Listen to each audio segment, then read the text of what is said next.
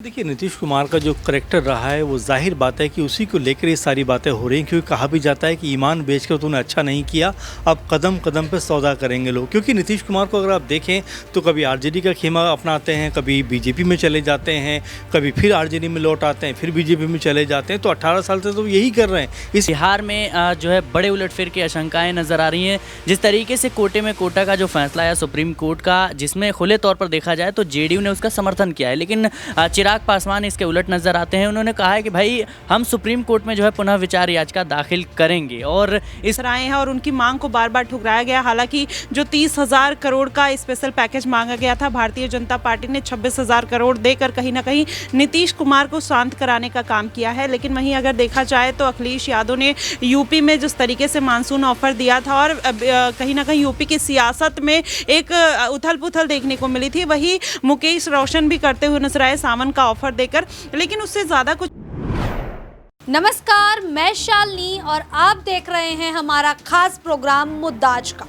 बात करेंगे बिहार को लेकर, लेकिन उससे पहले आपको बता दें कि कोई मॉनसून ऑफर देता है तो कोई सावन का ऑफर दे देता है। जी हाँ, आपको बता दें कि मॉनसून ऑफर दिया था अखिलेश यादव ने केशव प्रसाद मौर्य को लेकर कि 100 लेकर आइए और अपनी सरकार बनाइए। लेकिन अब वहीं नीतीश कुमार को भी एक ऑफर मिल गया है अपनी सरकार बनाने के लिए। आपको बता दें कि आरजेडी विधायक मुकेश रोशन ने अब नीतीश कुमार को ऑफर दिया है कि आप इंडिया गठबंधन में एक बार फिर से शामिल हो जाइए और अपनी सरकार बनाइए। अब जिस तरीके से नीतीश कुमार को बहलाने की, फुसलाने की कोशिश की जा रही है विपक्ष की ओर से, क्या ऐसे में नीतीश कुमार उनकी बातों में आकर एनडीए का साथ छोड़ देंगे या फिर अपनी बात पर अड़िग रहेंगे?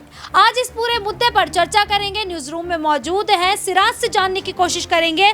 सिराज, जिस तरीके से आरजेडी विधायक की ओर से ये बड़ा ऑफर दिया जाता है कि सावन का महीना है और सोमवार का दिन था, उस दिन मुकेश रोशन ऑफर दे देते हैं कि अगर नीतीश कुमार एक बार फिर से महागठबंधन में अगर जुड़ते हैं तो अपनी सरकार महागठबंधन में आते हुए, बनाते हुए नजर आएंगे। अब क्या नीतीश कुमार जो हैं वो इस ऑफर पर विचार करते नजर आएंगे और एनडीए का साथ छोड़ते हुए दिखाई देंगे?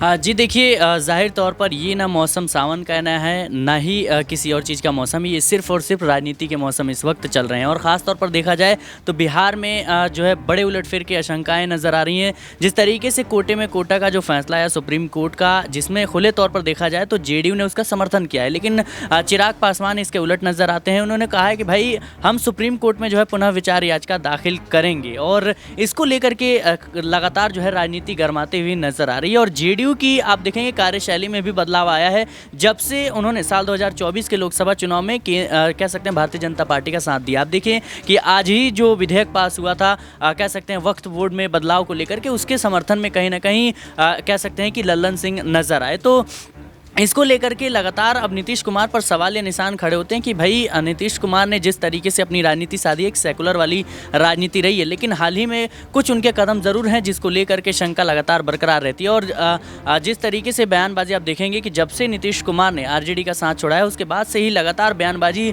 का जो दौर है वो सिलसिला जो है थमता हुआ नहीं नज़र आ रहा है। आपने देखा होगा कि तेजस्वी यादव और उनका पूरा का पूरा परिवार कई मौक़ों पर इसी बात को कहता है कि भाई हमारे चाचा हैं, हम तो उनका इंतज़ार कर रहे हैं, उनके आशीर्वाद इंतजार कर रहे हैं, वो कब आए, हमें आशीर्वाद दे। तो जाहिर सी बात है, राजनीति में आशीर्वाद का मतलब ही यही होता है कि समर्थन या वोट बैंक। तो मुझे लगता है कि जिस तरीके से नीतीश कुमार ने पलटी मारी थी, या फिर उनके चुनावी सफर को ही देख लें तो उन्होंने 9 बार जो है सीएम पद की शपथ ले चुके हैं और लगातार उलटफेर की राजनीति करते हैं।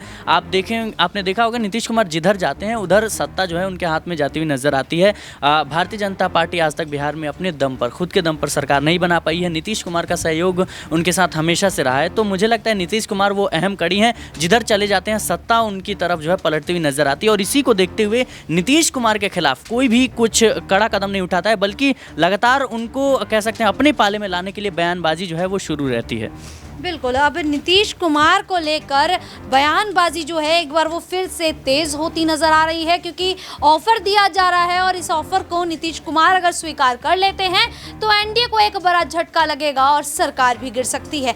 ऐसे में नीतीश कुमार क्या फैसला लेंगे, क्योंकि जब मुकेश रोशन ने ये ऑफर दिया तो उसके बाद बिहार की सियासत में एक तूफान सा आ गया, जिसमें एनडीए के सभी जो नेता हैं वो घबराते हुए नजर आए कि नीतीश कुमार इस ऑफर को एक्सेप्ट ना कर लें और भारतीय जनता पार्टी का एनडीए का साथ छोड़ते हुए आरजेडी में एक बार फिर से वापसी ना कर ले। वहीं पर आरजेडी विधायक जो हैं, आरजेडी प्रमुख लालू प्रसाद यादव हैं, तेजस्वी यादव है, वो भी इस तरीके से बयान देते हैं कि अगर नीतीश कुमार वापसी करेंगे तो हम उनका स्वागत करते हुए नजर आएंगे। ऐसे में माही से जानने की कोशिश करेंगे। माही, क्या लगता है जिस तरीके से मॉनसून ऑफर मिलता है सरकार बनाने के लिए, सावन का ऑफर मिलता है सरकार बनाने के लिए, नीतीश कुमार का ये अगर देखा जाए समीकरण शुरू से लेकर अभी तक का, तो देखा गया है कि विधानसभा चुनावों में आरजेडी के साथ रहकर वो चुनावी मैदान में उतरते हैं और जीत भी दर्ज करते हैं। क्या इस बार भी नीतीश कुमार जो है वो विधानसभा चुनाव आते आते आरजेडी के पास चले जाएंगे?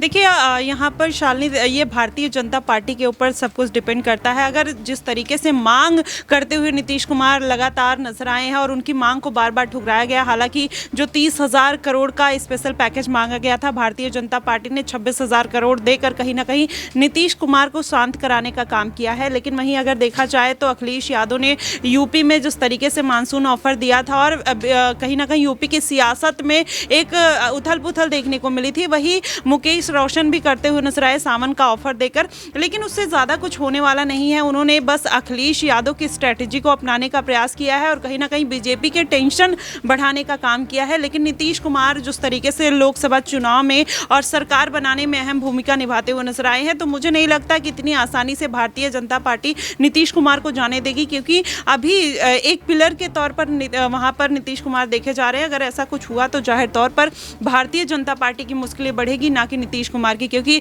नीतीश कुमार का जो इतिहास रहा है, चुनाव कोई भी जीते लेकिन मुख्यमंत्री वही बनेंगे और 10वीं बार भी कहीं ना कहीं नीतीश कुमार रेस में दिखाई दे रहे हैं। तो ऐसे में अब ये जो समीकरण बन रहे हैं, मुकेश रोशन वाला जो मामला है, वो कहीं ना कहीं मुझे लगता है कि एक जुमला हो सकता है और कुछ नहीं।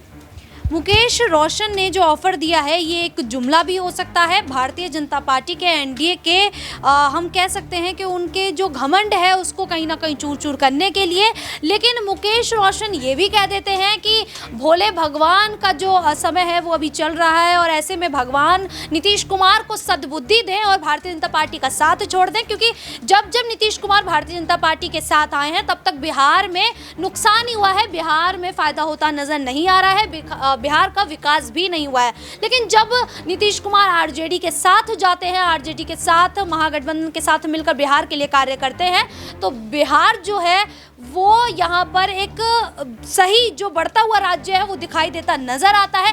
ऐसे में आखिरी सवाल रहेगा मेरा अमन सर से।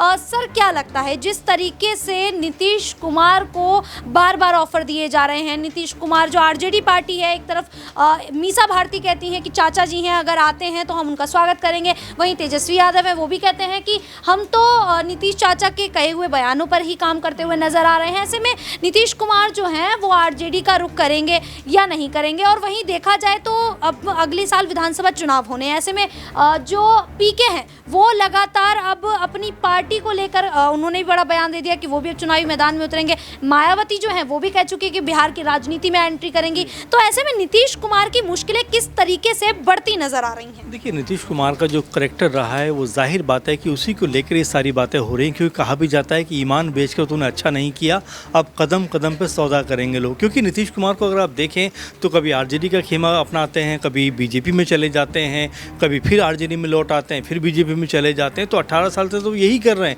इसी मद्देनज़र सारी की सारी बातें उठ रही हैं कि नीतीश कुमार कभी भी पाला बदल सकते हैं। सर, 18 साल से वो यही कर रहे हैं, लेकिन 18 साल से जीत भी वही रहे हैं। देखिए, बिल्कुल जीत रहे हैं, लेकिन उतनी बड़ी जीत उनकी नज़र नहीं आती, चाहे वो उनके 40 विधायक हों या 38 विधायक हों, 50 विधायक हों। अभी भी अगर आप देखेंगे तो आरजेडी और कांग्रेस, आरजेडी और बीजेपी दोनों से उनके बहुत कह सकते हैं विधायक कम है, लगभग आधे के बराबर है, लेकिन फिर भी मुख्यमंत्री बनने का जो लगातार उनका सिलसिला वो थम नहीं रहा। आपने देखा कि जब बीजेपी के साथ दोबारा उनकी एंट्री हुई तब सम्राट चौधरी ने ये बात कही थी कि भाई मुख्यमंत्री हमारी तरफ से होना चाहिए, लेकिन ये नीतीश कुमार ही हैं कि तमाम जो कह सकते हैं रणनीति उसको पीछे छोड़ते हुए अपने आप को एक बार फिर से मुख्यमंत्री के पद पर विराजमान करा लेते हैं। यही बात मैं कह रहा हूँ कि हमेशा से उनका ये रुख रहा है, 18 साल से लगातार कभी यहाँ कभी वहाँ, कभी यहाँ कभी वहाँ, और हर बार वही मुख्यमंत्री के पद पर बैठते हुए नजर आते हैं। अब ऐसे में जिस तरह की बात मीसा भारती ने कही हो या तेजस्वी ने कही हो या आरजेडी के तमाम बाकी नेताओं ने कही हो, उसी सब को देखते हुए कही है कि नीतीश कुमार कभी भी अपना पाला बदल सकते हैं।